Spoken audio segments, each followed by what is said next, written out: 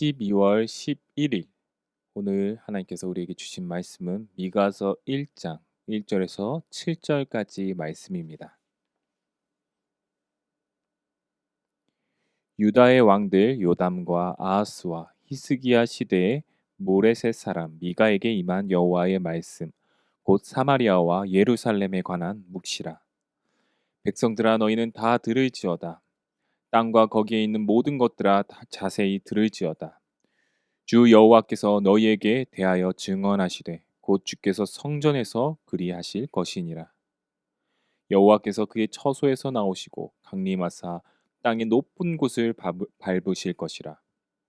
그 아래에서 산들이 녹고 골짜기들이 갈라지기를 불 앞에 밀초 같고 비탈로 쏟아지는 물 같을 것이니 이는 다 야곱의 허물로 말미암음이요 이스라엘 족속의 죄로 말미암음이니라. 야곱의 허물이 무엇이냐? 사마리아가 아니냐? 유다의 산당이 무엇이냐? 예루살렘이 아니냐? 이러므로 내가 사마리아를 들의 무더기 같게 하고 포도심을 동산 같게 하며 또 그 돌들을 골짜기에 쏟아 내리고 그 기초를 드러내며 그 새긴 우상들은 다 부서지고 그 음행의 값은 다 불살라지며 내가 그 목상들을 다 깨뜨리리니 그가 기생의 값으로 모았은즉 그것이 기생의 값으로 돌아가리라. 오늘 주신 말씀으로 우상 숭배의 값이라는 제목으로 하나님의 말씀 새벽 묵상 전하도록 하겠습니다. 오늘부터 우리는 큐티 본문에 따라 미가서를 살펴보게 되었습니다. 미가서는 1장 1절에 이 선지서에 대한 간략한 시대와 배경이 나옵니다. 1절 유다의 왕들 요담과 아하스와 히스기야 시대의 모레셋 사람 미가에게 임한 여호와의 말씀 곧 사마리아와 예루살렘에 관한 묵시라. 기본적으로 미가 선지자는 북이스라엘이 아닌 유다에서 활동한 선지자였습니다. 그러나 여기서 사마리아는 북이스라엘을 의미하고 예루살렘은 유다를 가리킬 것입니다. 사마리아와 예루살렘에 관한 묵시라. 이 두 나라 모두에게 하나님의 말씀을 선포하고 있는 선지자가 바로 미가 선지자라는 것이죠. 두 나라에 모두 선포한 선지자였습니다. 미가 선지자가 활동한 시기에 유다 왕들 요담과 아하스, 히스기야가 언급되고 있습니다. 요담은 열왕기에 평가되었듯이 여호와 보시기에 정직하게 행했지만 산당은 제거하지 않아서 일부 백성들이 이방신을 섬기고 있는 그러한 사역을 했다고 나옵니다. 그에 비해 아하스는 여호와 보시기에 정직하게도 행하지 않았고 이방 사람들의 가증한 일을 따라 심지어 자녀를 불 가운데로 지나가게 자녀를 우상에게 바치는 죄악이 가득한 시기를 왕으로 통치했다고 열왕기서는 평가하고 있습니다. 반면 히스기야 왕은요. 산당들을 제거하고 주상과 아세라상을 부수는 의로운 왕으로 평가되고 있습니다. 이러한 왕들을 거치면서 미가 선지자는 계속해서 선지자 활동을 했습니다. 그러나 이 시기에 북이스라엘이 신흥 강대국 아수르에게 멸망당하는 일이 히스기야 때 벌어지죠. 유다도 이 아수르에게 멸망당할 위기에 계속해서 놓여지고 있는 불안한 시대로 그려지고 있습니다. 아수르의 팽창과 위협은 당시 모든 나라의 두려움과 공포였습니다. 이 불안하고 두려운 시대 가운데 미가 선지자는 하나님의 심판이 북이스라엘과 같이 유다에게도 임할 것이며 임박한 심판을 피하기 위해 유다의 모든 죄와 우상들을 제거하고 하나님이 보시기에 정의롭게 행동할 것을 촉구하고 있습니다. 그렇게 한다면 하나님의 진정한 회복이 예루살렘 가운데 임한다고 하는 것이죠.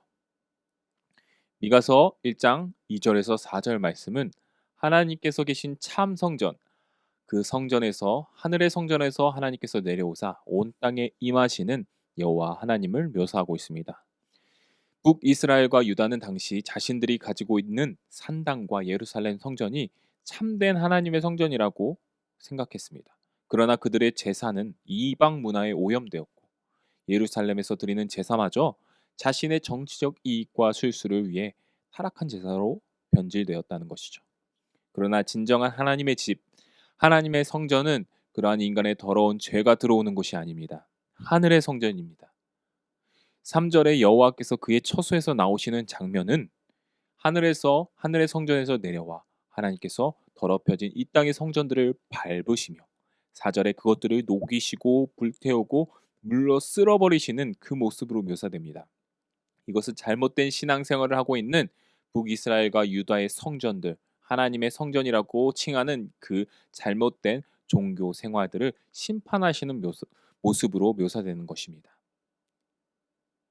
하나님께서 이렇게 심판하시는 이유는 5절에 나타납니다. 5절 이는 다 야곱의 허물로 말미암음이요 이스라엘의 족속의 죄로 말미암음이라.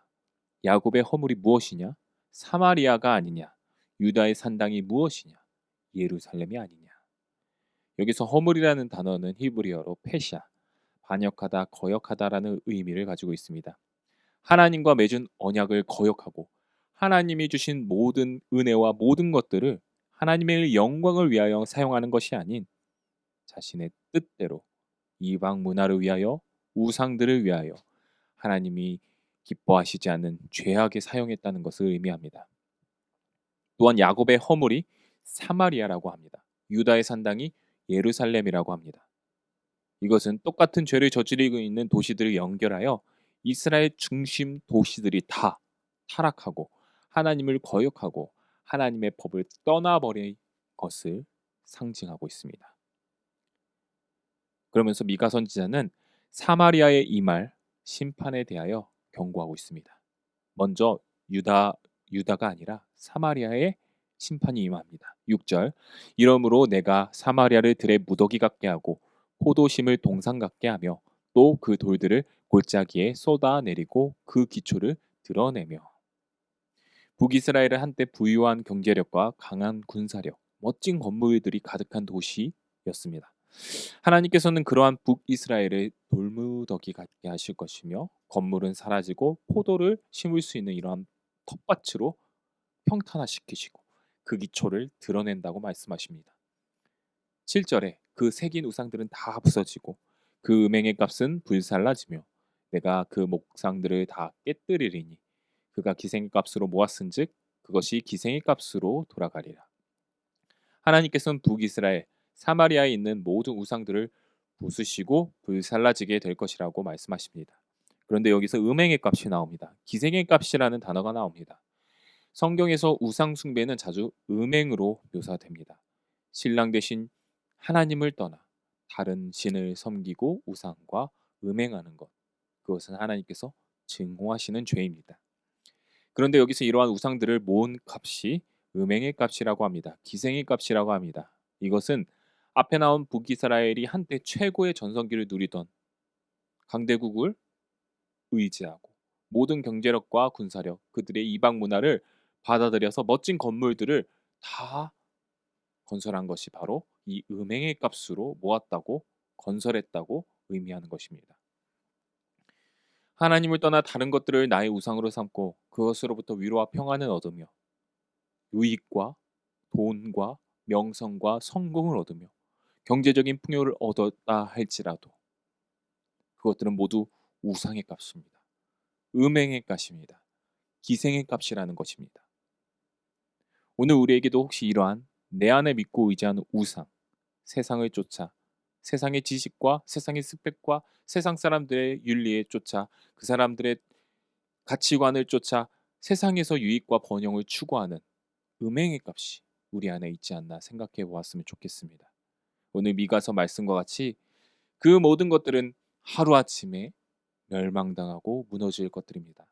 오늘 하루 세상의 허탄한 것들을 의지하고 그것들을 우상 삼고 나의 삶을 의지하는 그런 사람이 아닌 오직 거룩하시고 영원하신 하나님과의 언약, 주님 주신 약속을 믿고 의지하며 그것을 붙들고 순종하며 살아가는 저와 여러분 되시기를 주님의 이름으로 간절히 소망합니다.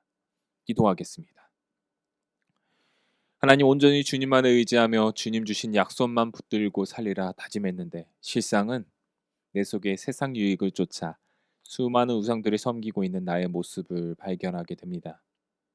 오늘 미가서 말씀을 통해 그러한 우상들이 주는 값은 한순간에 불타버리고 지푸라기와 같다는 것을 다시 한번 깨닫게 해주십니다.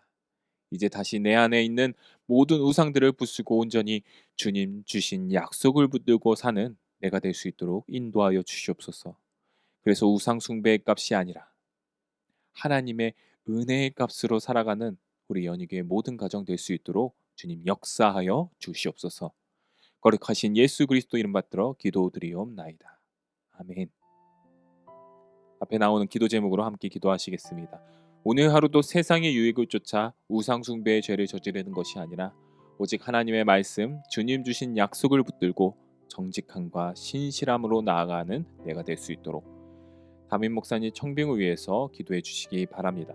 또한 코로나19의 조속적인 종식과 교회와 모든 성도들의 안전을 위해서 기도해 주시기 바랍니다. 최종걸 지영준 선교사님을 위하여 사역과 건강과 그리고 가정을 위해서 기도해 주시기 바랍니다. 김동기 집사님 심장암과 폐암을 지금 폐암으로 고생하고 계십니다. 하나님께서 치유의 손길을 베푸셔서 하나님 회복시켜 주시옵시고 세상이 포기할지라도 하나님께서는 포기하시지 않는 줄 믿습니다. 주님의 치유와 회복이 임하게 해달라고. 또한 6번째 수험생들을 위하여 수능 이후 면접과 논술 서류 접수를 잘 준비하게 하시고 모든 입시 과정 속에서 하나님을 경험하며 하나님의 선한 인도하심을 받을 수 있도록 아래 나온 명단을 보시면서 함께 기도하시겠습니다. 함께 기도하시겠습니다.